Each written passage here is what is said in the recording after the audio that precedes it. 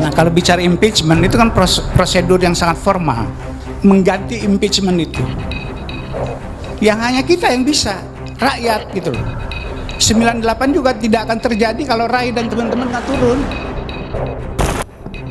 Pendiri Saiful Mujani Research and Consulting, Profesor Saiful Mujani, jadi pembicaraan karena pernyataannya mengenai Presiden Prabowo di sebuah acara halal bihalal pengamat yang bertajuk Sebelum Pengamat Ditertibkan pada 31 Maret lalu.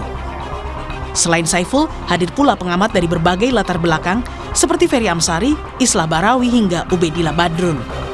Saiful yang menjadi pembicara penutup dalam forum tersebut menyebut Presiden Prabowo sudah tidak presidensial. Menurutnya, Prabowo sudah tidak mempan diberikan saran-saran perbaikan, sementara DPR tak bisa lagi diharapkan. Sehingga satu-satunya cara menurut Saiful untuk menjatuhkan Prabowo yakni konsolidasi masyarakat. Nah, oleh karena itu jangan berharap kita memberi masukan-masukan untuk dia lebih baik. Dan itu tidak baik juga. Cuman untungnya orang ini nggak akan dengar gitu loh. Kalau bicara impeachment itu kan prosedur yang sangat formal. Kita berharap pada orang-orang DPR itu yang udah gitu loh. Yang nggak bisa kita harapkan mengganti impeachment itu. Yang hanya kita yang bisa, rakyat gitu loh. 98 juga tidak akan terjadi kalau Rai dan teman-teman nggak turun. Merespons pernyataan Mujani, Waketum Partai Gelora yang juga Wamen Perumahan dan Kawasan Permukiman Fahri Hamzah meminta semua pihak tetap berada dalam koridor demokrasi konstitusional. Ia menilai Presiden bukan satu-satunya lembaga yang bisa dituntut pertanggungjawabannya. Karena menurut Fahri, ada cabang-cabang kekuasaan lain yang dapat ditagih sebagai bagian dari tanggung jawab kolektif negara kepada masyarakat. Jangan kasih izin dan ruang kepada tindakan inkonstitusional, sebab itu nanti berbahaya. Kalau semua orang boleh mengizinkan terjadinya tindakan inkonstitusional, ya negara kita lagi kayak begini, dunia lagi kacau, kita lagi memerlukan kesepahaman dan kesepakatan, harusnya kita bicara dalam wadah konstitusional. Dan dalam sistem konstitusi kita, presiden itu bukan satu-satunya. Ada cabang-cabang kekuasaan yang lain yang juga bisa ditagih sebagai bagian daripada tanggung jawab kolektif negara kepada masyarakat. Gitu. Acara halal bihalal pengamat ini diadakan sebagai bentuk keresahan para pengamat dan aktivis atas kasus percobaan pembunuhan aktivis Kontras Andri Yunus. Para pengamat menilai, sebagai kepala negara, Prabowo sangat sulit menerima masukan publik.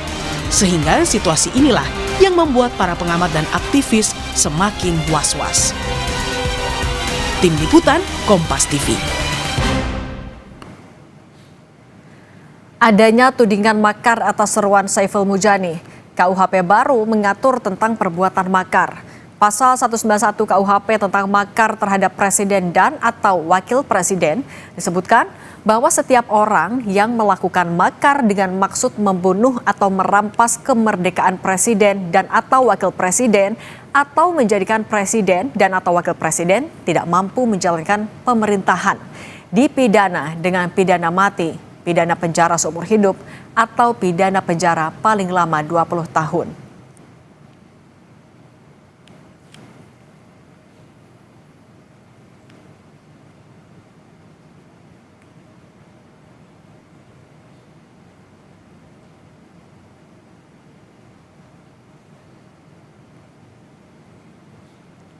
Lalu di pasal 193 KUHP tentang makar terhadap pemerintah disebutkan pada poin pertama bahwa setiap orang yang melakukan makar dengan maksud menggulingkan pemerintah dipidana dengan pidana penjara paling lama 12 tahun. Lalu di poin kedua, pemimpin atau pengatur makar sebagaimana dimaksud pada ayat 1 dipidana dengan pidana penjara paling lama 15 tahun.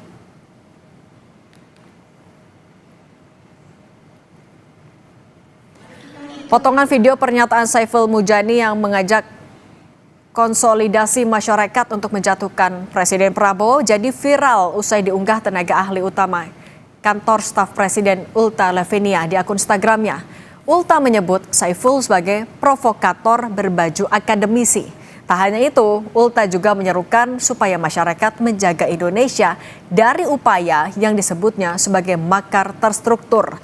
Lalu apa batasan kemerdekaan berpendapat dengan upaya makar? Kita bahas bersama peneliti Posdam, Ferry Amsari, dan juga Sekjen Partai Gelora, Mahfuz Siddiq. Selamat petang semuanya. Selamat petang. Saya mulai dari Mas Ferry. Mas Ferry, pernyataan dari Prof. Saiful Mujani disebut sebagai provokator berbaju akademisi, bahkan mengarahnya ke makar. Anda sebagai salah satu yang hadir saat halal bihalal 31 Maret lalu. Bagaimana tanggapan Anda? Ya, ini problem demokrasi kita ya. Orang di lingkup elit tidak memahami isi konstitusinya.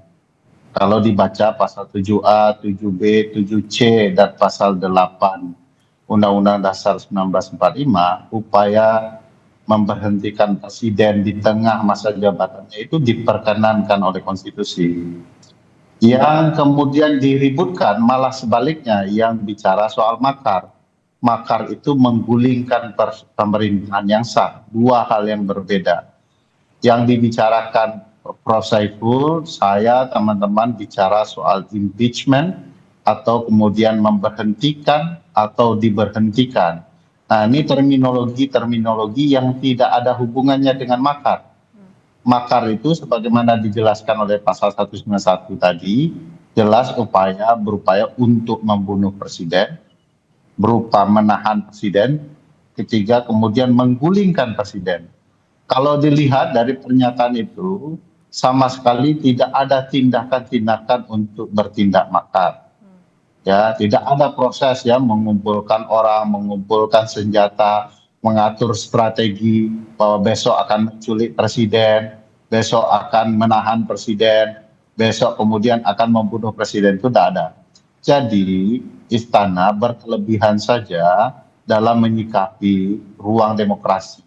Saya lihat beberapa orang di istana itu tidak paham konteks konstitusional ini, bahkan merasa ini dianggap inkonstitusional hanya karena mereka tidak baca Undang-Undang Dasar. Jadi kemerdekaan berserikat, berpendapat, berkumpul itu jaminan konstitusional. Isi substansi yang dibicarakan juga isi yang ditentukan oleh pasal 7A, 7B, 7C, dan pasal 8 Undang-Undang Dasar. Masa kita bicara sesuatu yang konstitusional ada di Undang-Undang Dasar disebut makar. Nah, ini sebenarnya cara orang tidak bisa menerima masukan ya. Kalau dia berbeda pandangan langsung dibilang anti asing, dibilang upaya makar. Ya kapan Pak Saiful Mujani bicara pembunuhan, mau menangkap presiden, mau kemudian menculik presiden, atau menggulingkan dengan cara-cara yang tidak sah? Tidak ada sama sekali. Jadi bagi saya ini berlebihan. Oke, kalau misalnya disebut berlebihan, sebentar Mas Ferry, saya minta tanggapan dari Pak Mahfuz. Kalau Anda menilainya pernyataan dari Pak Saiful Mujani kemarin itu memang adalah bentuk atau respons dari KSP adalah bentuk tidak bisa menerima kritik dan juga berlebihan, atau sebenarnya ini masuk provokasi?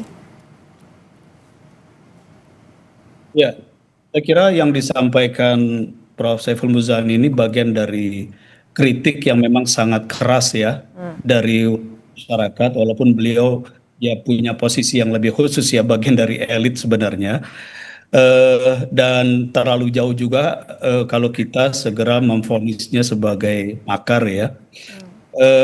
Tapi perlu kita pahami dan kita dudukkan konteks yang lebih luas ya.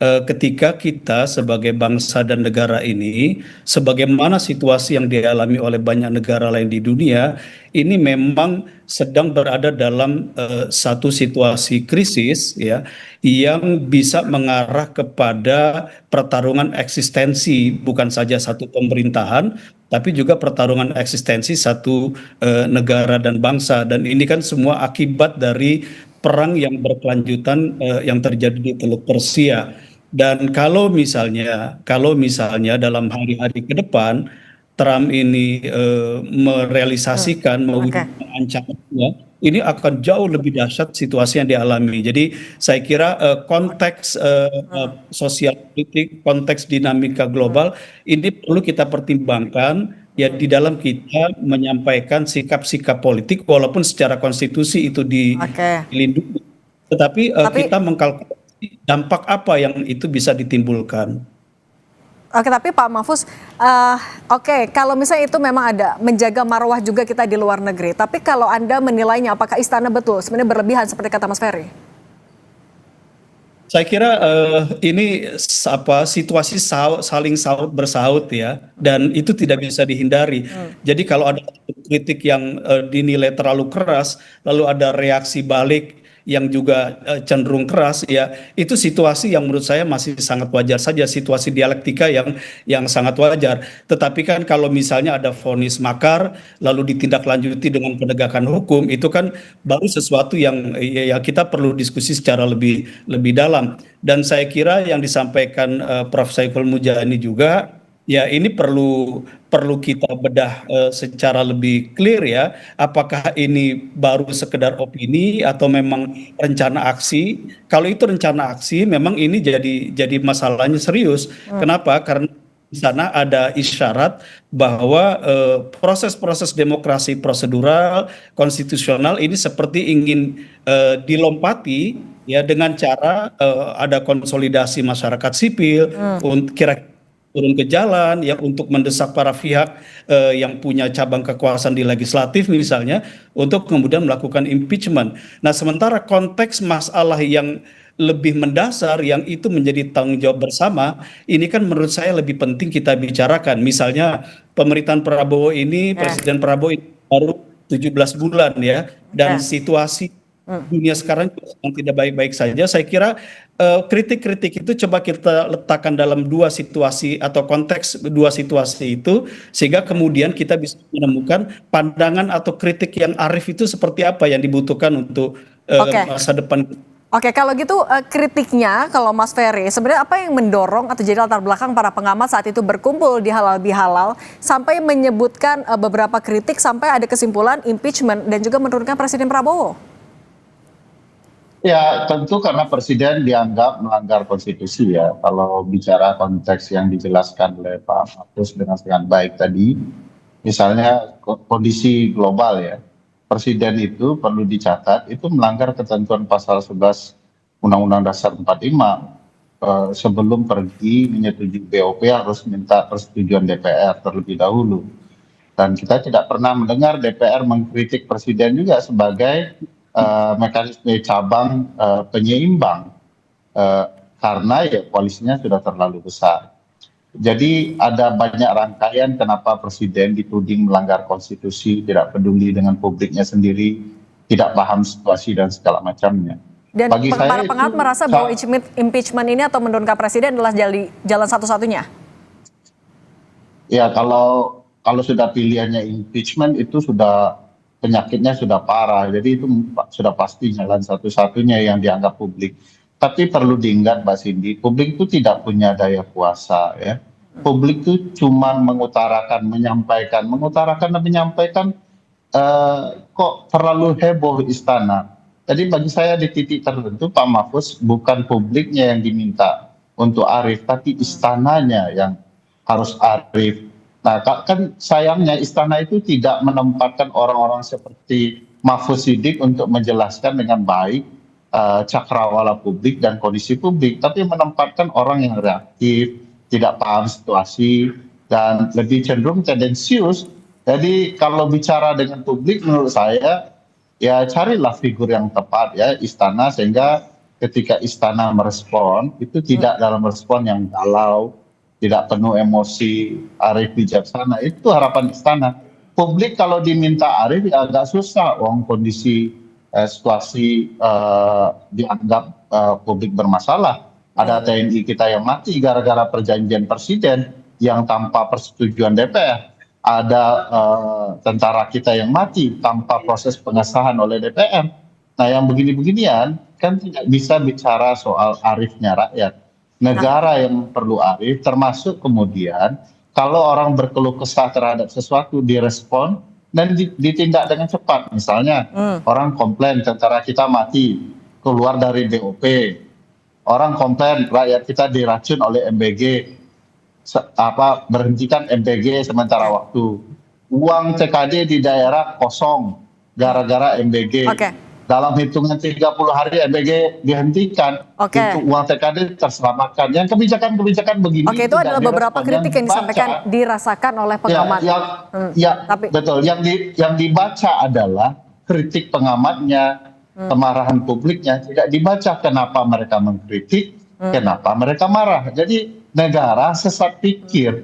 Nah, yang seperti ini yang membuat orang semakin tidak nyaman dengan kebijakan-kebijakan negara. Oke, kalau ada dalam tanda kutip tadi kemarahan dari publik, nah kemudian tapi Pak Mahfuz, menurut Anda sebenarnya seharusnya istana bagaimana merespons keresahan-keresahan ini? Karena kan halal bihalal, pertemuan pengamat ini juga dilakukan setelah ada kasus penyiraman air keras terhadap aktivis Kontras, Adri Yunus. Ini menjadi keresahan publik. Ya, saya kira begini, situasi yang kita hadapi ini memang harus membuat semua pihak mawas diri. Semua pihak yang saya maksud ya pemerintah yang memang diberikan mandat untuk menjalankan kekuasaan dan pemerintahan. Yang kedua masyarakat ya yang ya dalam tanda petik nasibnya juga bergantung pada bagaimana kinerja pemerintahan. Dan yang ketiga ya kalangan elit yang memang punya pengaruh ketika dia menyampaikan pandangan-pandangan atau menyampaikan saran-saran terhadap persoalan-persoalan yang dihadapi oleh masyarakat dan juga dihadapi oleh pemerintah. Nah, menurut Anda istana juga harus bersikap lebih terbuka terhadap kritik ini? Ya, menurut saya ada dua hal yang ini harus menjadi titik temu semua pihak, baik pemerintah, masyarakat maupun elit akademisi, elit politisi dan seterusnya. Yang pertama adalah kesadaran bahwa kita ini sedang dalam situasi krisis global yang punya impact sangat besar terhadap situasi nasional. Dan situasi krisis ini ke depan ini akan semakin berat. Itu satu. Yang kedua, semua pihak harus punya orientasi yang sama. Yang akan kita kedepankan ini apa? Yang akan kita kedepankan adalah keselamatan bangsa negara, dan kemudian yang kedua adalah keselamatan dan hak-hak hidup masyarakat yang harus dijamin oleh negara.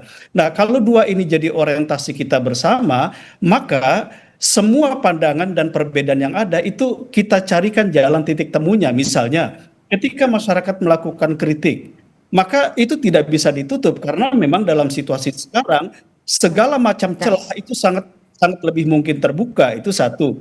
Yang kedua, dalam situasi semacam ini pemerintah, apakah itu juru bicaranya, pejabatnya juga tidak boleh overreaktif, tetap kemudian merespon situasi dan pandangan termasuk keras apapun dengan cara yang arif. Itu yang kedua.